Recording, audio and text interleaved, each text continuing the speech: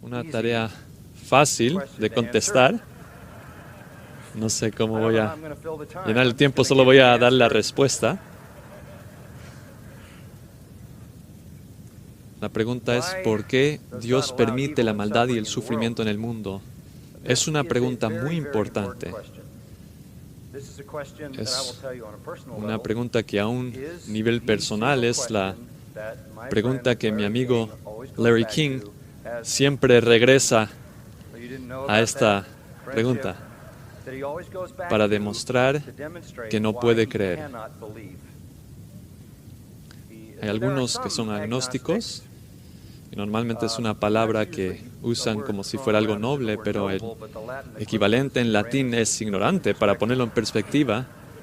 Pero hay gente que son agnósticos solo porque no les importa saber, no quieren saber. Y hay algunos que son agnósticos que pueden darte una defensa apologética de su agnosticismo. Y digas lo que digas, te llevan a una serie de argumentos de por qué no pueden creer. Y con él siempre es el hecho que hay tanta maldad en el mundo. Así que ¿cómo Dios puede ser bueno? Nunca podemos pasar de ese tema, aunque hemos intentado muchas veces. Una de las justificaciones favoritas para escépticos bíblicos y teólogos liberales en su inhabilidad de aceptar la Escritura es que no pueden resolver el tema de que Dios es bueno y amoroso, sabio, bondadoso, poderoso, y que el mundo es dominado por la maldad en todo tipo de formas. El silogismo podría ser así. El Dios de la Biblia es amoroso. El Dios de la Biblia es bueno. El Dios bíblico es santo, sabio, todopoderoso. Y maldad masivamente existe en este mundo. Por lo tanto, el Dios bíblico no existe.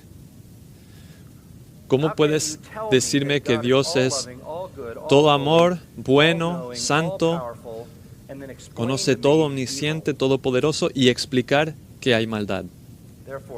Por lo tanto, en las mentes de algunos, el Dios bíblico no puede existir. Y por lo tanto, la Biblia que presenta a tal Dios no se debe de creer. Y hay algunos que ven esto como un problema tan serio que como que pone al cristiano en una esquina. Y la única opción es patear la bola, cambiar de tema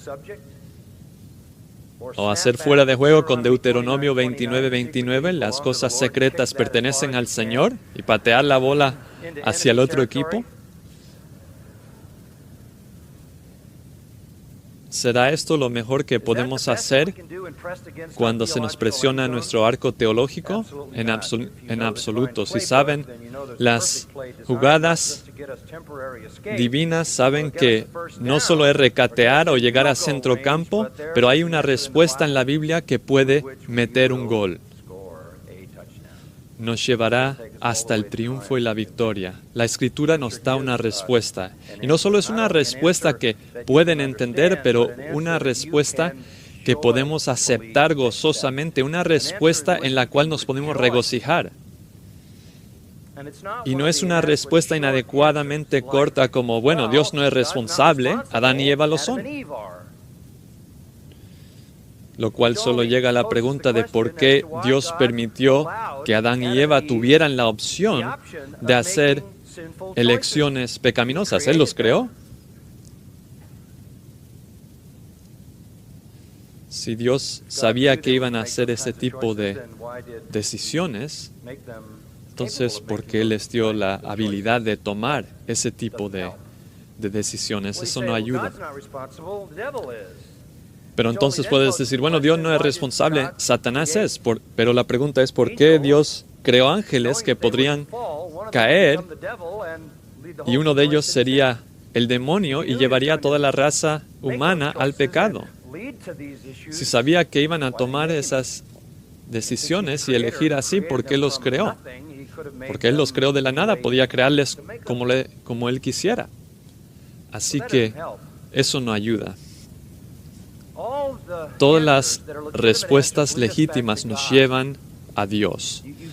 No puedes dejar de hacer la pregunta cuando llegas a Satanás o al llegar al hombre, a un Adán y Eva. Vas a acabar en el cielo si realmente quieres contestar esta pregunta y te va a llevar hasta Dios. Y básicamente eso es cierto de cada aspecto de teología fundamental.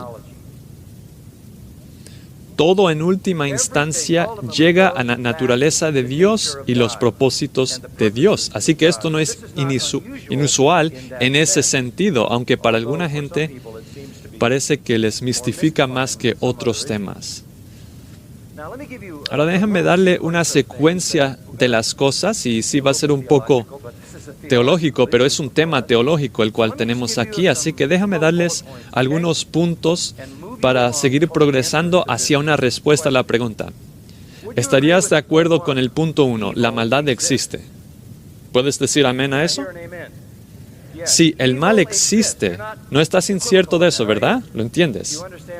Al menos que eres de los de la ciencia cristiana y seguir las enseñanzas de Mary Baker Patterson Glover Fry, quien creyó que no había tal cosa como la maldad, incluyendo el adulterio y el divorcio y la muerte. Si de alguna forma estás ahí en la ciencia cristiana, que realmente es una contradicción porque no es ni científico ni cristiano, es absurdo, no sé por qué lo llaman así.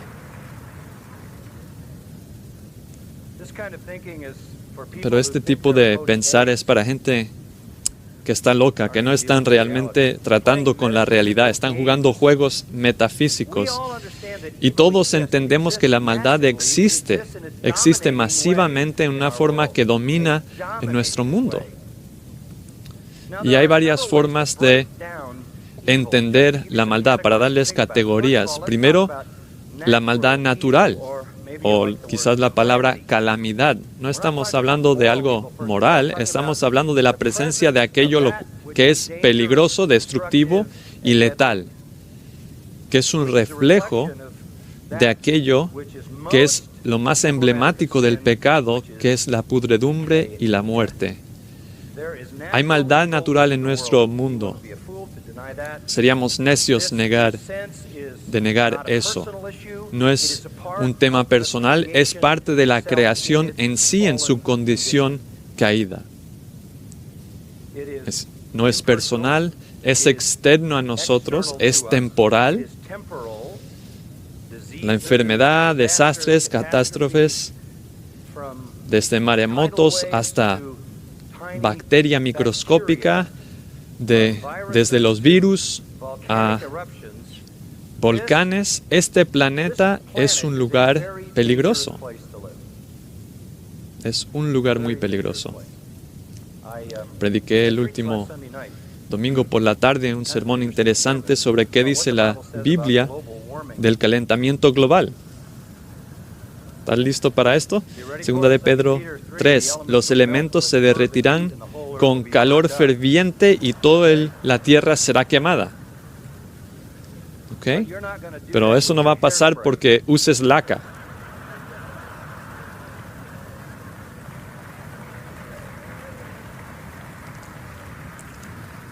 Así que usa laca, camina en el pasto, mata un venado y extrae petróleo.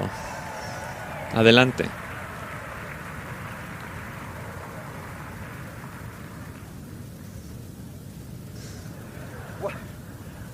Esas fueron algunas de las conclusiones que saqué el domingo por la noche. Leí un libro este verano que se titula La Gran Influenza. Normalmente está fuera de mi área de leer.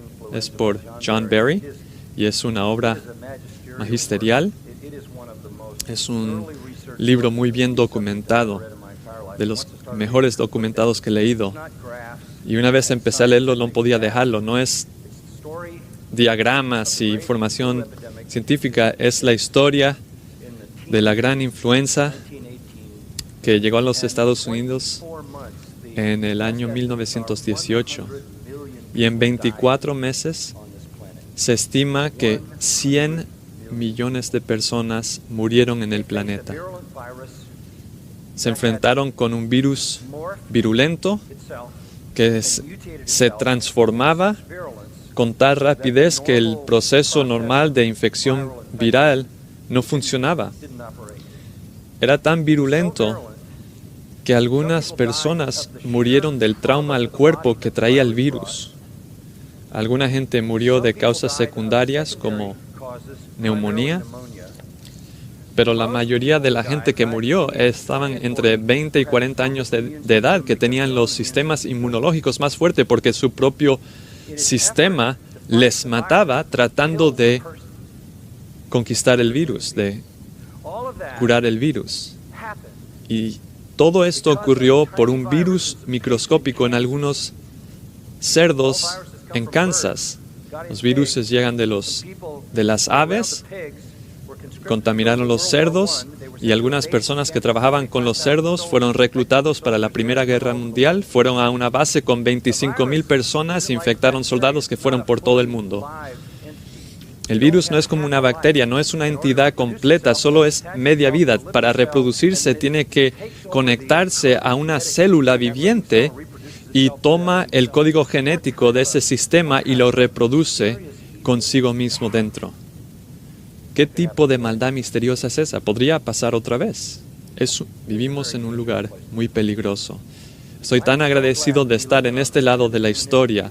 ¿Sabes que no había una enfermedad en la historia de la humanidad que se curó de forma científica antes de 1885? Porque no sabían qué causaba las enfermedades. La gente enferma había. Así que damos gracias por el avance, ¿verdad? Debemos dar gracias de estar de este lado, de que el hombre está sojuzgando la tierra. Este es un planeta peligroso en el cual vivir. Yo quiero toda la energía que pueda tener y lo quiero para todo el mundo, porque la gente que es pobre y deprivada de energía son los que mueren en desastres naturales. Así que estamos en un lugar muy difícil de sobrevivir. Y ustedes saben eso. Es la maldad natural en el mundo. Por eso Romanos 8 dice que toda la creación hace ¿qué? Gime. Y en segundo lugar hay maldad moral. La maldad moral es personal, interno, espiritual. Es pecado, transgresión, iniquidad. Y esto domina la raza humana.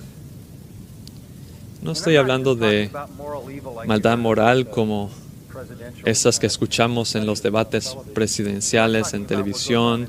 Estoy hablando de Danfu.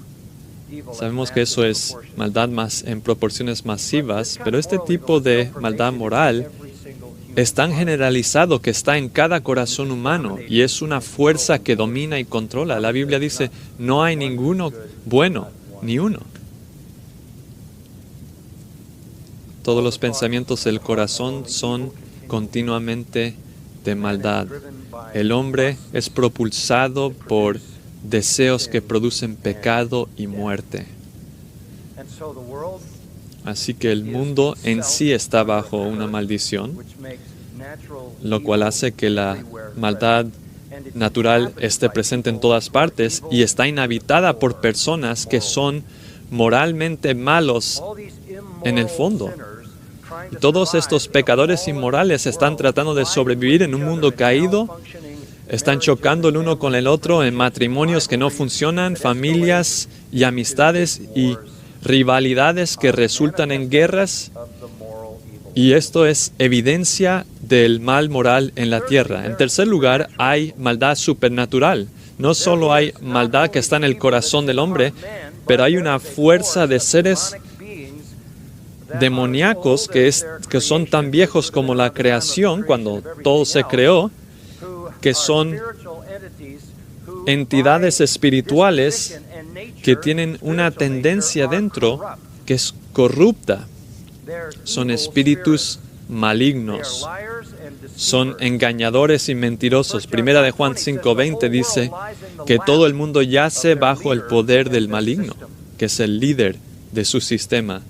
Apocalipsis 12 nos dice que una tercera parte de los ángeles santos cayó del cielo y constituye una fuerza de demonios que desarrollan sus ideologías, sus fortalezas, se convierten en las tumbas de personas, como Pablo los describe en 2 Corintios 10, son seres viles que realmente de alguna forma eran un poco más clandestinos hasta que llegó Jesús, y cuando llegó Jesús hicieron un esfuerzo total para pararle y aparecieron de una forma que no hemos visto en la historia del mundo durante la vida y el ministerio de Jesús. Él estaba demostrando su poder sobre ellos y a la misma vez los estaba desenmascarando la realidad de que existen.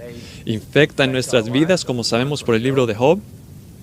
A veces Dios permite eso, como aprendemos de Job y de Pedro y de Pablo, a quien se le mandó un mensajero de Satanás para bofetearle, para mantenerle humilde. Tienen una soberanía delegada en el mundo. Ustedes entienden esto. Satanás es el príncipe de la potestad del aire, tiene un derecho temporal de gobernar sobre todo el sistema del mundo, así que tenemos maldad en un nivel natural, a un nivel humano y también a un nivel supernatural con los demonios que seducen y engañan a la humanidad y están contra los propósitos de Dios y desarrollan sistemas falsos religiosos. Son traficantes de doctrinas de demonios y vaya si son sofisticados. Uno de los más prominentes en la actualidad es el mormonismo, que hace un esfuerzo total para ser aceptado como una forma de cristianismo. Tienes que entender esto. Nada es más pagano explícitamente que el mormonismo. Es más como el hinduismo que como el cristianismo. El cristianismo tiene un Dios, los mormones tienen millones.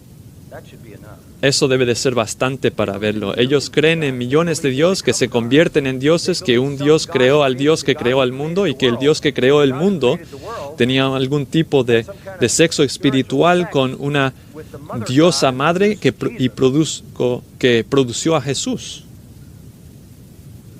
La astucia de esto, poniéndolo en un contexto moral, aunque sea superficial, con un tipo de compromiso con las familias y darle una fachada de ser aceptable, de moralidad, solo hace que sea más letal.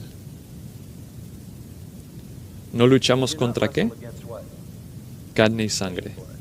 Principados, potestades. Hay una estructura, hay un orden en el mundo demoníaco.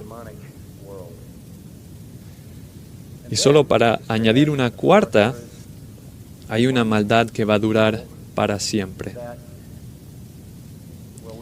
Y yo lo llamo la maldad del infierno.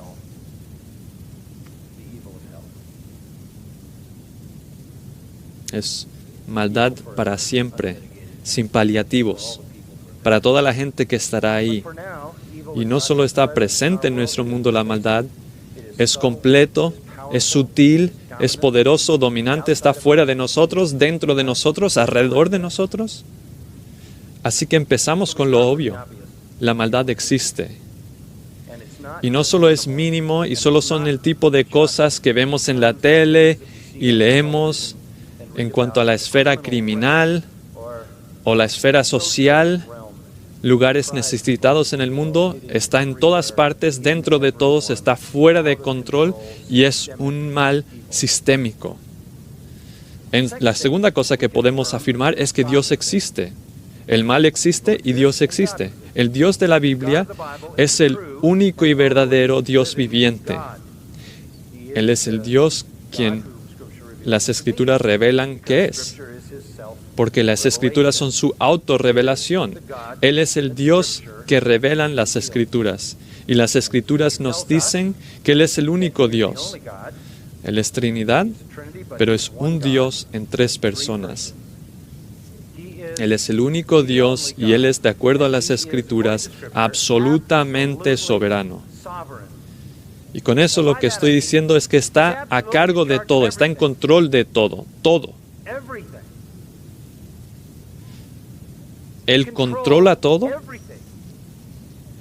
Él creó todo de la nada, lo controla y cumplirá todo.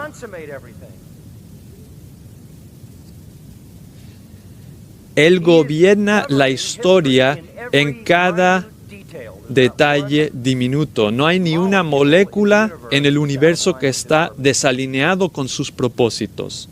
Sí, esta tierra será destruida, pero no porque las capas de hielo se derritan provocando un diluvio. Cada vez que ves un arco iris sabes que eso no va a pasar. Génesis 8:22 dice, mientras la tierra permanezca, habrá siembra y siega, día y noche, mañana y tarde. Y la forma que todo va a llegar a un fin es cuando Él determina descrearlo en una implosión atómica. Él está en control de todo. Del Señor es la tierra y su plenitud.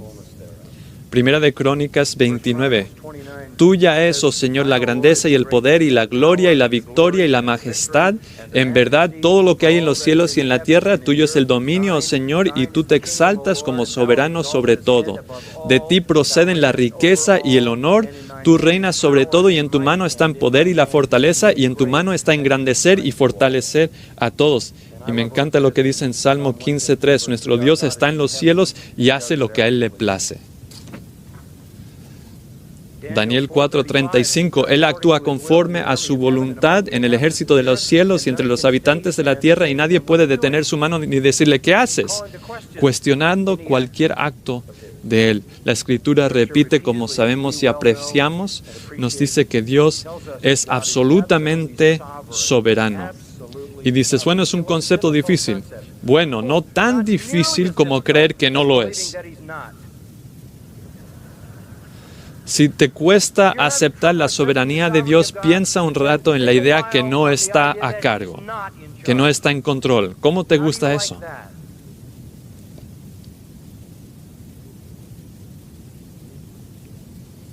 Estoy tan agradecido que Él está en control. Y eso es parte de ser Dios, no es una exageración.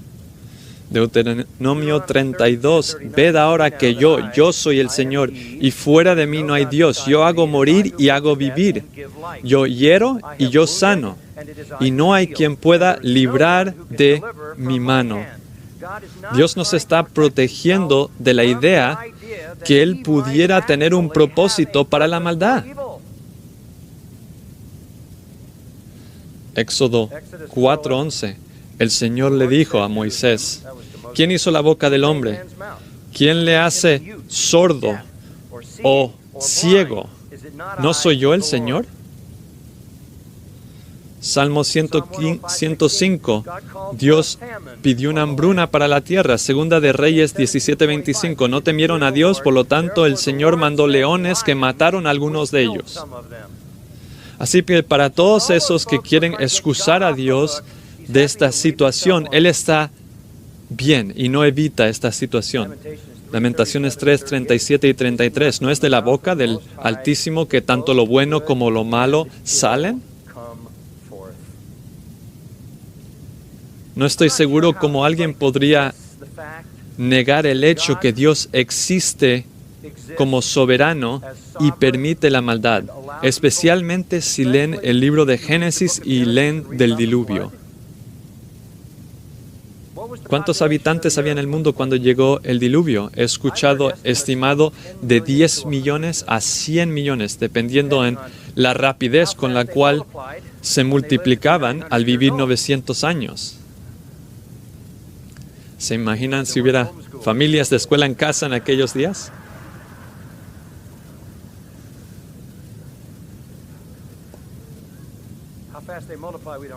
Lo rápido que se multiplicaban no sabemos, pero sabemos que Dios ahogó a millones de personas. Personalmente tomó responsabilidad por ello.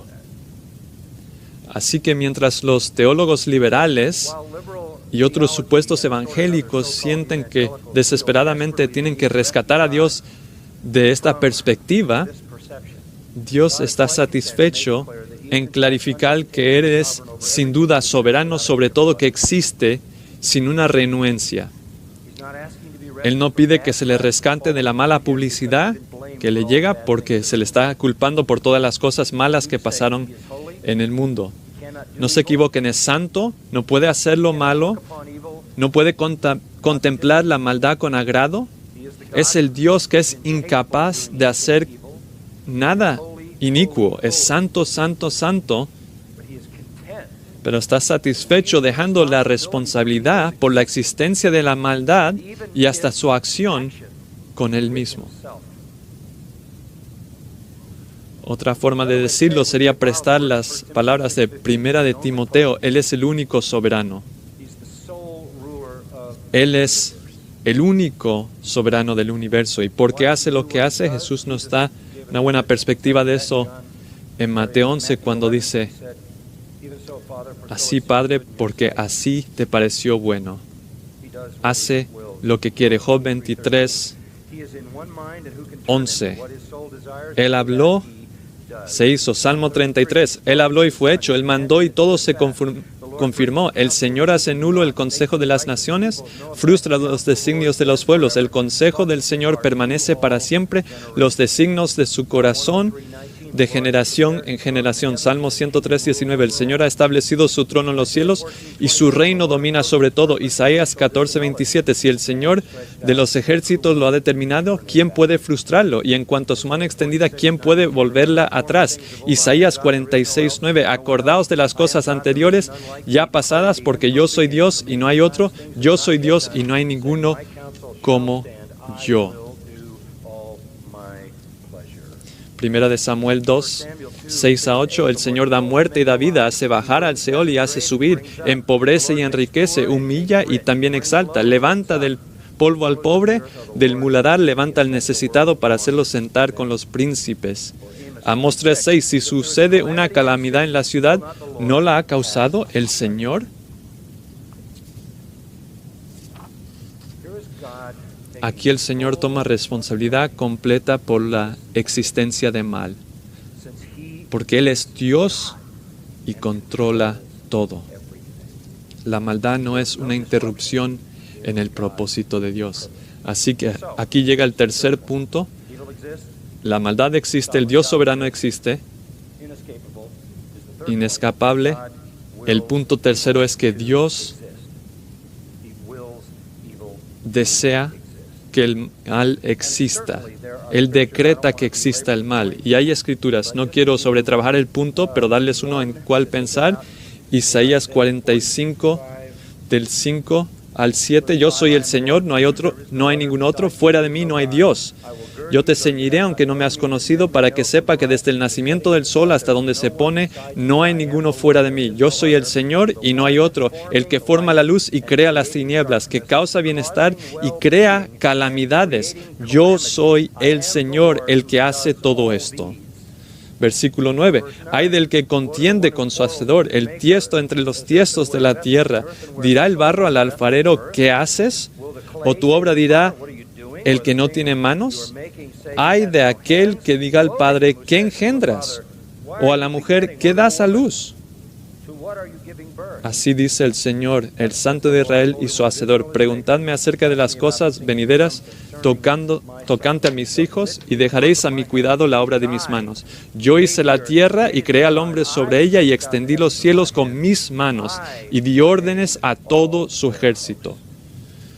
Vez tras vez, Dios toma responsabilidad completa por la existencia del mal y su despliegue en este mundo.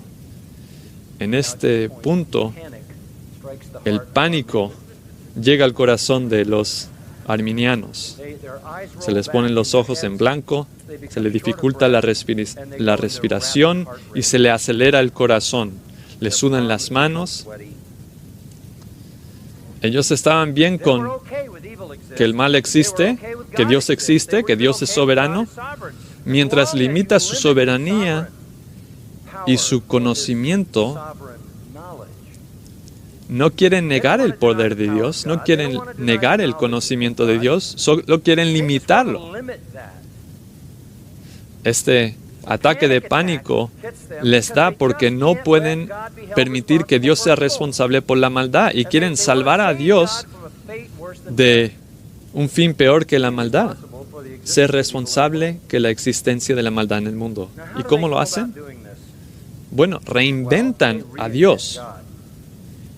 Y tienes que entender, es un Dios disminuido. Mientras que la Escritura nos manda a exaltar a Dios y levantarle en alto, el Dios reestructurado o reconstruido, como podríamos decir, es una deidad disminuida. Tienen que bajarle en algún punto. Y realmente solo tienes dos opciones. Algunos dirían, Dios tiene poder limitado. No puede detener la maldad. No puede detener a la maldad. Ya sea porque no tiene el poder en su naturaleza o porque ha querido limitar ese poder en alguna forma. De todas formas, Dios es limitado en poder. Es incapaz de detenerlo. Eso lo escuché tantas veces como un joven. Cuando hacía la pregunta, diría algo como, ¿por qué Dios no detiene la maldad en la tierra? Y me responderían, bueno, Él no lo empezó. Y escucharía ilustraciones del púlpito como, bueno, si vieras una pelea y tú no lo comenzaste, tú a lo mejor no lo vas a detener. Esas respuestas no me ayudaron. O no tiene el poder para detenerlo, y por lo tanto Dios está en una postura muy difícil como todos los demás, no le gusta lo que está pasando, pero no puede hacer nada sobre ello, igual que nosotros. O tiene el poder, pero de alguna forma está limitado en su conocimiento de lo que está ocurriendo. Así que le sorprende cuando ocurre. Agarra desprevenido. ¿Piensas que ese es un concepto laico? No lo es. Detrás de eso hay una teología que se llama teología de proceso. ¿Has escuchado de eso? Es mejor, honestamente, si no has escuchado de ello. Esto es lo que dice la teología de proceso. Dios está en proceso. Él está desarrollando. Y cuantas más cosas ocurren, más información obtiene y mejor sabe tratar con ello. ¿En serio? Esa es la teología del proceso. Dios está mejorando en hacer su trabajo de Dios. Nada enseña como la experiencia, ¿cierto? Es una deidad en proceso. Está convirtiéndose en lo que todavía no es, pero lo que será finalmente lo que debe de ser. También encontramos otro pequeño grupo de teólogos en esta categoría de conocimiento limitado y ellos se conocen por el grupo abierto. Y dicen esto sencillamente, es otra forma de decir lo mismo. Dios no conoce el futuro. Dios no puede saber el futuro porque el futuro no se puede conocer porque no ha ocurrido. Así que Dios no sabe el futuro. Tienes que entender todas las imaginaciones que tienes que hacer para escribir un libro que tiene argumentos convincentes usando la Biblia para eso. Pero lo hacen. Este Dios de nuevo diseño tiene una gran limitación. No sabe lo que va a pasar.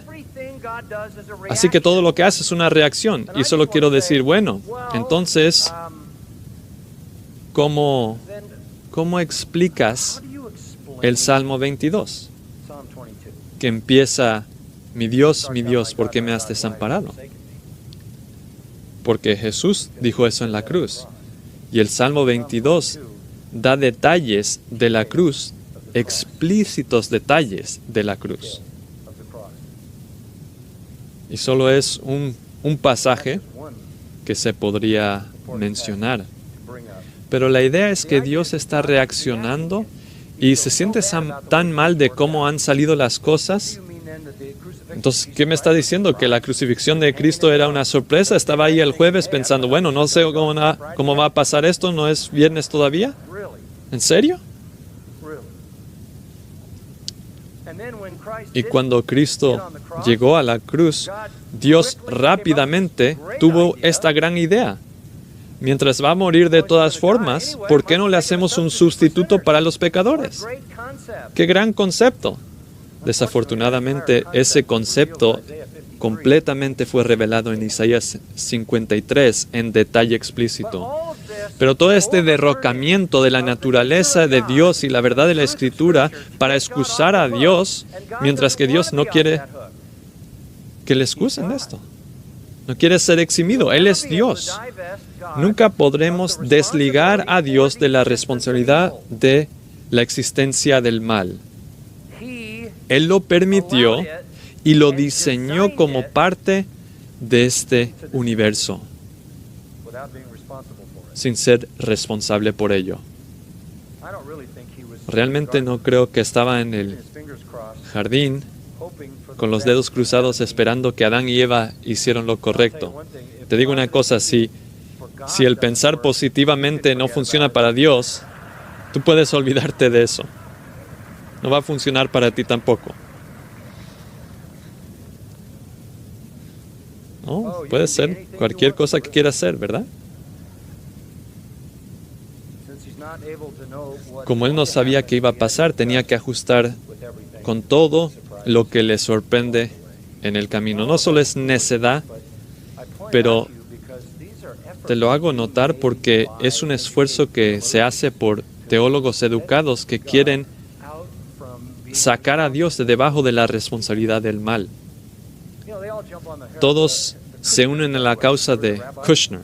¿Se acuerdan de ese rabino que escribió el libro Cuando cosas malas ocurren a gente buena? Bueno, el problema con ese título es que no hay gente buena. Pero esa es su perspectiva. Él sabía que Dios era el tema. Y en el problema del mal vas a llegar a Dios. Nunca vas a separarte de eso al menos que crees un nuevo Dios. Y esa es blasfemia suprema. Violas o transgredes los mandamientos cuando haces esto. Estás creando un ídolo, estás creando un Dios como te conviene. No puedes excusar a Dios. Todo este tipo de respuestas llegan de personas que tienen una teología propia deformada, una perspectiva deformada de Dios. Ahora bien, vamos a avanzar un poco en nuestra discusión. Ahora que entendemos que Dios existe, el mal existe, Dios permite que el mal exista, podríamos hacer la pregunta, bueno, ¿por qué? ¿Cómo debemos de entender la existencia del mal? ¿Qué tipo de teodicea vamos a usar? Teodicea viene de teos, de Dios, de dike, que significa justo. ¿Cómo defendemos la justicia de Dios? ¿Qué tipo de sistema podemos usar? Puede ser filosófico al principio, ¿no? Hay sistemas metafísicos. Y un sistema metafísico dice que el mal es una realidad inevitable, es una consecuencia del bien. El yin tiene que tener el yang. De hecho, tuve una experiencia fascinante. Estaba en el programa de Larry King una noche y estaba hablando de la exclusividad de Cristo como el único Salvador, de lo que vamos a hablar mañana, y estaba hablando de la autoridad singular de la Escritura. Y la gente dice, ¿cómo preparas para ir al programa cuando no sabes qué van a ser las preguntas? Y es fácil, yo sé lo que voy a decir y no me importa cuáles son las preguntas. Así que hay dos cosas a las cuales quiero llegar: la autoridad singular de la Escritura y la realidad de que Cristo es el único Salvador. Y solo busco lugares para decir eso. Así que yo estaba tocando esos dos temas en esa noche. Volví a mi oficina el siguiente día y recibí una llamada. Recibí una llamada de Guy Ritchie, el esposo de Madonna. Y ustedes saben, no creo que soy uno de sus favoritos, estoy bastante seguro, así que no sé qué hizo que él me llamara, pero me dijo, ¿vendrías a mi casa para hablar conmigo? Ah, está bien. Así que me metí en mi carrito y fui a su casa en Beverly Hills. Y fui a su casa y me dijo, ¿sabes? Tengo que tener una conversación muy seria contigo. Y dije, oh, ¿de verdad? Y dije, esto es excelente. ¿Cuál es el tema? Y él dijo, tú eres tan dogmático. Tú eres tan absoluto en tu afirmación de la verdad. Estás desequilibrando el universo. ¡Wow!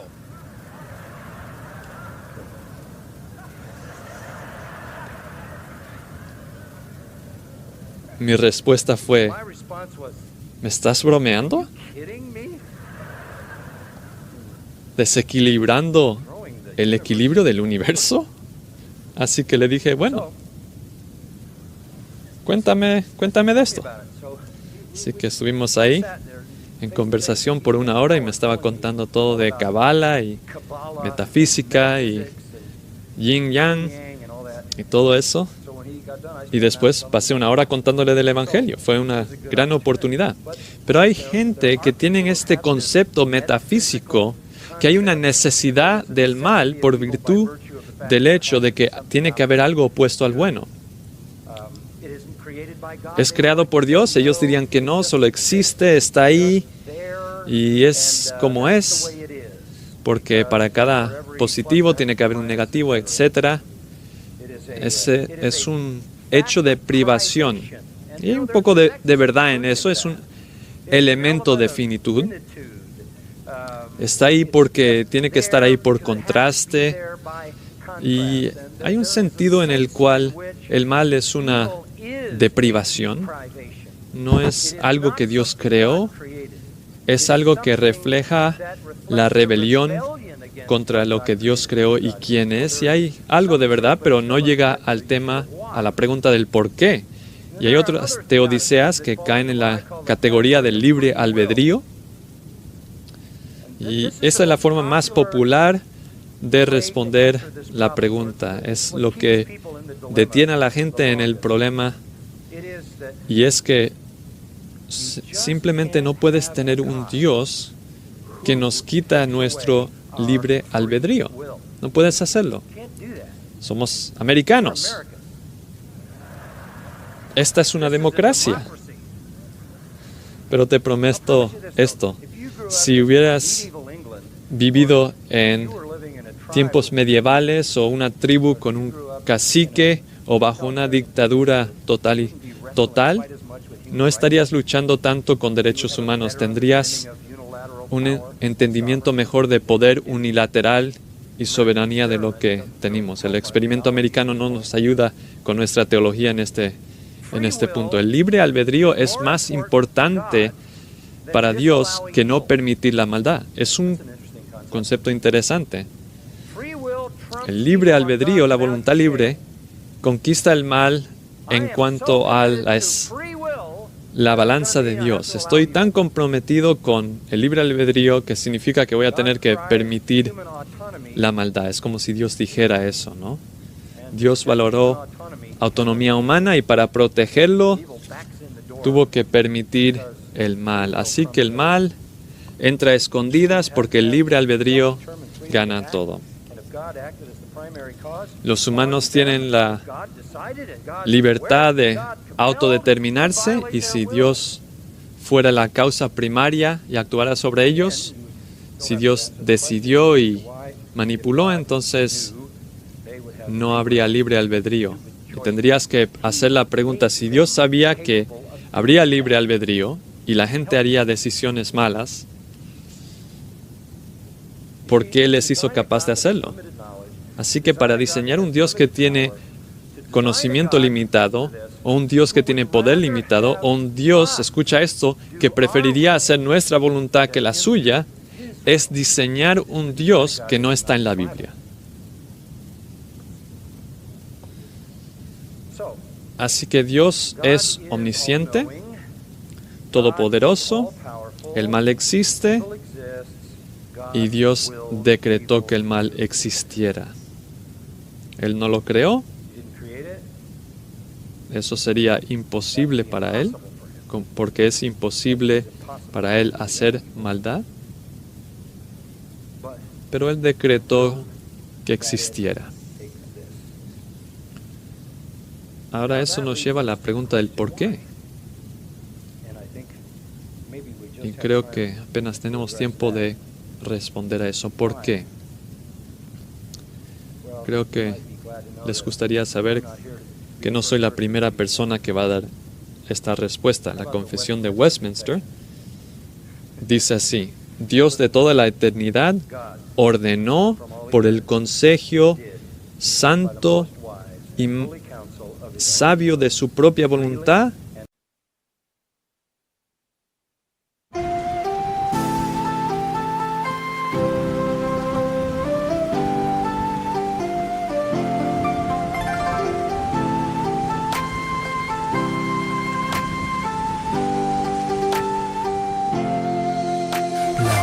chưa đổ cơn mưa rào, em đi câu biệt ly còn chưa chào, quên môi hôn nắm say cái nắm tay, quên những ái ân lẫn giận hờn vừa trao. Em ơi tình đầu còn nhiều bỡ ngỡ, sao lại đành lỡ dở. Anh không biết sóng bắt đầu từ đâu, nhưng sóng quá lớn thì cuộc yêu vỡ bờ. Em ơi giấc mộng chưa thành đã dở dang, ngậm đắng nuốt cay nhìn trời mà thở than. Có lẽ nhân duyên sắp đặt sự lỡ làng, anh không bằng lòng nhưng đâu thì gỡ gạt. Vài kỷ niệm nhật ký vẫn ghi chép, vài đoạn phim còn lưu lại chi tiết. Đớn đau nào não nề như khi biết đoạn kết thê lương trên dòng sông ly biệt. Em ơi chờ đợi cả thanh xuân như cánh hoa 10 giờ, vẫn y nguyên cảnh vật nhưng chúng ta bây giờ đây thành người thừa. libremente y sin cambio ordena lo que ocurre. Siendo así, Dios ni es el autor del pecado, ni daña la voluntad de sus criaturas, ni las contingencias de causas secundarias de libertad se quita. La pecaminosidad procede de la criatura y no de Dios, como siendo el más santo y justo, no puede ser autor ni aprobar el mal. Y dice, y todo lo que Dios decreta, providencialmente hace cumplir y es para alabanza de su gloria. Así que la existencia del mal en el fin es de alabanza a su gloria. Y si tú respondes a esta pregunta bien, te va a llevar a alturas de adoración que nunca podrías experimentar si no lo contestas correctamente.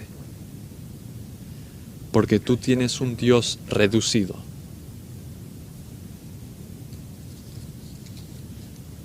La razón que Dios decretó el mal es para su propia gloria. Pregunta sencilla.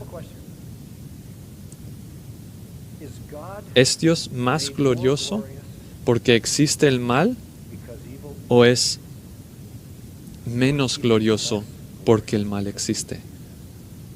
Déjame decirte esto. Dios es hecho infinitamente más glorioso por la existencia del mal. Le alabamos por lo que Él ha hecho para conquistar el mal, para triunfar sobre el mal. Así que nuestra jugada ganadora en el libro de jugadas, escucha algunas cosas de Romanos 9. Si quieren ir ahí en sus Biblias. Eso fue introducción. Ahora voy a ir al texto. Romanos 9. Pero voy a hablar de varios otros pasajes antes de llegar ahí. Quiero que capturen esta palabra si pueden.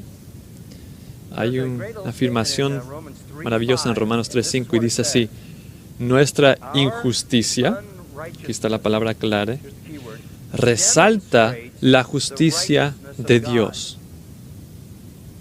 Nuestra injusticia demuestra la justicia de Dios. En otras palabras, nuestra injusticia, y en ese caso está hablando particularmente de Israel, nuestra injusticia, nuestro pecado, nuestra condición caída, nuestra iniquidad, corrupción, pone la justicia de Dios en despliegue, muestra la justicia de Dios. Y eso es singularmente la realidad en la cruz. ¿No es cierto? Donde ves la manifestación completa de la justicia de Dios desplegada. mientras Él castiga al Hijo Santo sin mácula por nuestros pecados, para satisfacer necesariamente su justicia. Romanos 10, Pablo dice que los judíos tienen un problema. No entienden la justicia de Dios. ¿Qué quieres decir con eso? No saben cuán justo Dios es y cómo se refleja. Ellos tratan de establecer su propia justicia. Ellos piensan que la justicia de Dios es algo a lo cual ellos pueden llegar. En otras palabras, ellos creen que Dios es menos justo de lo que es y que ellos son más justos de lo que son, así que pueden ganarse la aceptación de Dios. Pueden llegar a cumplir con su estándar. Ellos no entienden que Cristo es el fin de la ley para la justicia. Nunca entenderás la justicia de Dios hasta que vayas a la cruz. Y ahí verás que con lo bondadoso y amoroso y misericordioso que es Dios y cuán dispuesto está de perdonar al pecador, aún así tiene que castigar infinitamente a un sustituto para lidiar con su justicia. No sé si has meditado en esa escena de la cruz, pero de las 9 de la mañana hasta las 12, cuando está en la cruz, dice algunas cosas Jesús. Primero, Padre, perdónales, y luego, hoy vas a estar conmigo en el paraíso, y luego hay una oscuridad. Y esa oscuridad dura 3 horas, y no dice nada en este tiempo. Y se va a la oscuridad y habla sus palabras finales. Y no sé si has pensado en esa oscuridad, en esas tinieblas. La mayoría de la gente piensa que la ausencia de Dios es lo que se ve ahí. Yo he estado pensando últimamente, hay muchos relatos en el Antiguo Testamento que nos dicen que Dios se revela a sí mismo en la oscuridad. En el Sinaí, en el pacto con Abraham. La oscuridad es emblemática de la presencia de Dios en el juicio. Quizás esas 3 horas de tinieblas fueron el castigo infinito de una persona infinita de parte de Dios por todos nuestros pecados. Y es cuando terminó eso en Dẫu không cách nào mang nắng về đêm đông, cũng không hái được sao trên trời kia đem xuống. Nhưng sau này có thể đưa em giữ hộ tiền lương, sau này có thể làm việc nhà nếu em lười. Nhân gian thường nói không tồn tại thiên đường, chắc do họ chưa từng nhìn thấy lúc em cười. Ấm áp tỏa sáng tựa vầng thái dương, kéo anh chuyển động tinh tiến ở xung quanh hoài ngày. Hạnh phúc nhất mà anh âm thầm mãi ước, ngày ta đứng trước linh mục và cùng sánh vai lại. Thêm lần nữa tuyên bố nhẹ, em về khuyên bố mẹ kén rể đi anh đến tuyển ngay. Dù ít tin tưởng vào duyên số, nhưng nếu em cho số đảm bảo mình nên duyên đấy. Từ khi gặp em Google hết tác dụng, bởi em là tất cả những gì anh cần tìm, giống một kho báu để ngăn người khác đụng tới. Đối đầu thế giới anh cũng sẵn sàng cân tím, ghét phải lặng im coi em như cô bạn. Nỗi nhớ đong đầy bao giờ mới khô cạn, khoảnh khắc bên nhau thời gian như ngừng trôi, vì em sở hữu sự hấp dẫn vô hạn. Yêu đơn phương cảm giác khó đọc tên, mọi thứ mù mịt giống như đứng trước bão. Mãi hy vọng chờ đợi ngóng trông đến ngày nụ hôn đó sẽ một lần được trao. Hương thơm ngọt ngào vương trên mái tóc em, gây nghiện cực mạnh anh ngày đêm ước ao. Quỳnh là loài hoa đẹp nhất trong bóng đêm, cuộc đời này u tối đang cần em bước vào. Đưa cho anh cái bản đồ vì anh sắp lạc bên trong đôi mắt kia. Hãy đưa cho anh cuốn từ điển vì cảm xúc này anh không thể cắt nghĩa. Chuẩn bị đưa anh. El texto que él dice, mi Dios, ¿por qué me has desamparado? Quizás estaba diciendo, has estado aquí en juicio, en una presencia de juicio, y ahora no estás aquí. Como si no hubiera consuelo inmediato en eso. Es interesante pensar en eso. Pero, ¿qué se estaba mostrando en la cruz? Era la justicia de Dios en la necesidad de derramar un castigo infinito en una persona infinita que por lo tanto tenía una capacidad infinita de absorberlo todo en 3 horas, lo cual todos los pecadores de todo el mundo que acaben en el infierno no podrán absorber en eternidad. Esto pone la justicia de Dios en despliegue. Y nunca veríamos la majestad de esa justicia si no viéramos la cruz. Y nunca veríamos la cruz si no hubiera pecado. Así que para demostrar su justicia, Él permitiría el pecado. Pero miremos Romanos 9. Unos comentarios aquí, versículo 22. ¿Y qué si Dios, aunque dispuesto a demostrar su ira y a hacer notorio su poder, soportó con mucha paciencia a los vasos de ira preparados para la destrucción? Lo hizo para dar a conocer las riquezas de su gloria sobre los vasos de misericordia que de antemano Él preparó para gloria.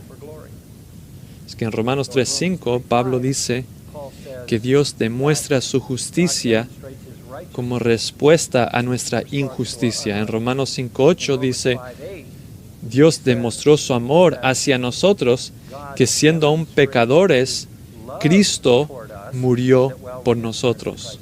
Y aquí Dios demuestra dos cosas. Demuestra su ira y su misericordia. ¿No tiene Dios derecho de mostrar su ira? ¿No tiene derecho de mostrar su enojo santo? Versículo 22 dice que sí lo tiene. ¿Y qué sí? Entonces, ¿qué? ¿No tiene Dios el derecho de demostrar su ira en vasos de justicia preparados para destrucción? Dios recibe honra de su ira, gloria, y recibe gloria de su juicio. Pero por otro lado también ha dado a conocer, versículo 23, las riquezas de su gloria en vasos de misericordia. No conoceríamos la ira de Dios y no sabríamos qué es la misericordia si no hubiera pecado. En ambos casos, Romanos 11 termina con un gran himno de adoración, una doxología, que Dios está demostrando la riqueza de su gloria, está revelando un gran abanico de sus atributos. En Apocalipsis, capítulo 15, escucha esto. Después de que la ira de Dios es cumplida, ahí en el versículo 2, en Apocalipsis 15,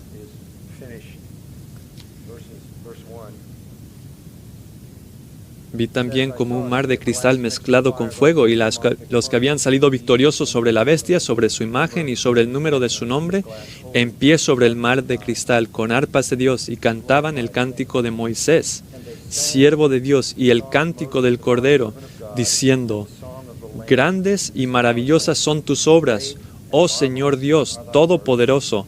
Justos y verdaderos son tus caminos, oh Rey de las naciones. Oh Señor, ¿quién no te temerá y glorificará tu nombre? Pues solo tú eres santo. Porque todas las naciones vendrán y adorarán en tu presencia, pues tus justos juicios han sido revelados. Dios pone su justicia en despliegue, en la manera que confronta y trata con el pecado, y esa se convierte en la esencia de nuestra adoración celestial. Quizás la ilustración más grande de esto es entender el mal más grande que el mundo jamás ha hecho, el asesinato de Jesús. El mal más grande que los hombres jamás han llevado a cabo, la crucifixión del Hijo de Dios, fue, de hecho, decretado por Dios mismo. Hechos 2:22. Varones israelitas, escuchad estas palabras. Jesús el Nazareno, varón confirmado por Dios entre vosotros con milagros, prodigios y señales que Dios hizo en medio de vosotros a través de él, tal como vosotros mismos sabéis. A este entregado por el plan predeterminado y previo conocimiento de Dios, clavasteis en una cruz por manos de impíos y le matasteis. La maldad más grande que ha hecho la raza humana, la ejecución del Hijo de Dios con sarcasmo burlador, fue de hecho un plan predeterminado por Dios para mostrar su justicia. el capítulo 4 de Hechos, porque en verdad en esta ciudad se unieron tanto Herodes como Poncio Pilato juntamente con los gentiles y los pueblos de Israel contra su santo siervo Jesús, a quien tú ungiste para hacer cuanto tu mano y tu propósito habían predestinado que sucediera. Los escritores de la Escritura lo entendieron perfectamente. Solo un pasaje final, una charla difícil de Dios, Job 38, y es una conversación difícil. Say anh thường hãy nhắc về em, mong khỏa lấp những u tối, khoảnh khắc về đêm nghe lại bài ca ngày xưa cũ, ta hát về nhau nhớ những giấc mơ ta từng ước, to tát về sau và đó là khi mà anh dần lụy là không làm chủ chính mình, thấy không gian trở nên tồi tệ, mọi thứ bao phủ chính mình, em đâu còn như điều anh mơ, anh cũng tự nhủ chính mình, nhưng mà thôi em nào ai giỏi mà đủ tính tình, chẳng thể vươn tới được cảnh cao dù anh có nhã ý trèo, trong cơn say mọi thứ cuồng quay anh trở thành gã chí phèo, yêu chân thành là không thay lòng dù em có như thị nở, ý anh là em như cô tấm nhìn em như thị nở, đêm vắng nàng ngón tay xám vàng vì đốt cả bao thuốc lá, căn phòng chung ký sữa nồng ấm bây giờ sao bút giá, một thói xấu mà anh đã quen khi em không ở bên lâu, anh thường ngồi trong một góc tối nhậu suốt cả đêm thâu, em mang con tim anh đi đâu khiến anh mù quáng vẫn cô sáng mỗi khi đau, em mang con tim anh đi đâu, điều gì choáng váng để xứng đáng ướt mi nhau. Em mang con tim anh đi đâu khiến anh mù. Palabras duras sobre este tema. Job, recuerdan, está preguntando, haciendo todas estas preguntas en cuanto a por qué Dios ha hecho lo que ha hecho y ha permitido todo esto que ha sufrido y toda esta maldad que ha llegado a su vida y esta calamidad. Y fue un hombre bueno y justo. Así que el Señor le pregunta del torbellino y le dice: ¿quién es este que oscurece el consejo con palabras sin conocimiento? Bueno, es una sentencia directa, ¿no? Ahora ciñe tus lomos como un hombre, y yo te preguntaré y tú me dirás. Sarcasmo divino. Ah, está bien, Job. Dime tú lo que yo debería de haber hecho para hacerlo mejor. Y por cierto, ¿dónde estabas tú cuando yo echaba los cimientos de la tierra? Dímelo si tienes inteligencia. ¿Quién puso sus medidas, ya que sabes? ¿O quién extendió sobre ella cordel? ¿Sobre qué se asientan sus bases? ¿O quién puso su piedra angular cuando cantaban juntas las estrellas del alba y todos los hijos de Dios gritaban de gozo? ¿Quién encerró con puertas el mar cuando irrumpiéndose salió de su seno? ¿Cuando hice de una nube su vestidura y de espesa oscuridad sus pañales? ¿Cuando establecí los límites y puse puertas y cerrojos? Y dije, hasta aquí llegarás, pero no más allá. Aquí se detendrá el orgullo de tus olas. ¿Alguna vez has mandado la mañana, Job, y hecho conocer al alba su lugar para que eche mano a los confines de la tierra? ¿Has entrado hasta las fuentes de la tierra o andado en las profundidades del abismo? ¿Te han sido reveladas las puertas de la muerte o has visto las fuerzas de densa oscuridad? ¿Has comprendido la extensión de la tierra? ¿Dónde está el camino de la morada de la luz y la oscuridad? ¿Dónde está su lugar? ¿Quién ha abierto un canal para el turbión o un camino para el rayo? Y sigue así. Es un choque tras otro. ¿Puedes tú atar las cadenas de Pleiades o desatar las cuerdas de Orión? ¿Haces aparecer una constelación a su tiempo? ¿Conduces la osa a sus hijos? ¿Entiendes cuán tonto es poner este tipo de preguntas y cuestionar la naturaleza y los propósitos del Dios? Luego le dice en capítulo 1, ¿sabes cuándo nacen las cabras montesas? Y luego habla de todo tipo de animales, avestruces, caballos y otras cosas.